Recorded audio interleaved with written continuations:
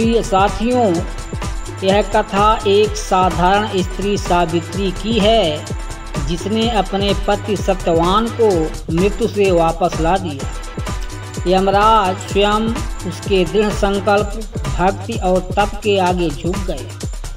यह एक महिला की शक्ति, प्रेम और संकल्प की ऐसी गाथा है जो हर दिल को छू जाती है। जब भी कोई कहता है कि स्त्रियों की शक्ति सीमित होती है, मुझे याद आती है वो स्त्री जिसने मृत्यु के देवता यमराज को भी विवश कर दिया था झुकने के लिए। यह कहानी है सती सावित्री की। सावित्री एक राजकुमारी थी। उसने स्वयं अपने लिए पति चुना, सत्यवान, जो एक वनवासी और तपस्वी था। सबने कहा यह युवक अल्पायु है, पर सावित्री ने कहा जीवन की लंबाई नहीं, उसका साथ मायने रखता है। जिस दिन सत्यवान की मृत्यु होनी थी, उस दिन सावित्री व्रत रखकर साथ जंगल गई। जैसे ही सत्यवान की आत्मा निकलने लगी, यमराज प्रकट हुए। तभी सावित्री बोली, हे धर्मराज, मेरा पति मेरी आत्मा का अंश है, कृपा करें उसे मुझसे न छीनें।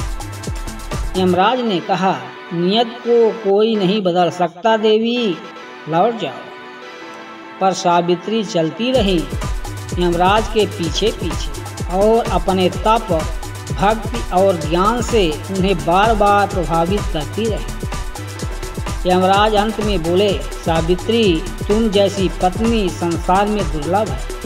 मैं तुम्हें 3 वरदान देता हूँ, पर सत्यवान के जीवन की मांग मत करना। सावित्री धीरे से मुस्कुराते हुए बोली, ठीक है, सुनिए। पहला वर, मेरे सास ससुर की दृष्टि लौटे।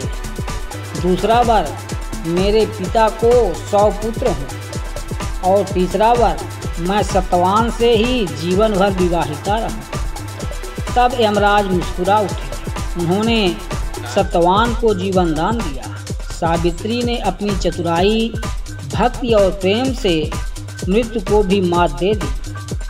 यही होती है सच्ची नारी शक्ति, जो प्रेम में अमरता पाले। सावित्री की यह कथा आज भी हर स्त्री को आत्मबल, धैर्य और श्रद्धा की मिसाल देती है।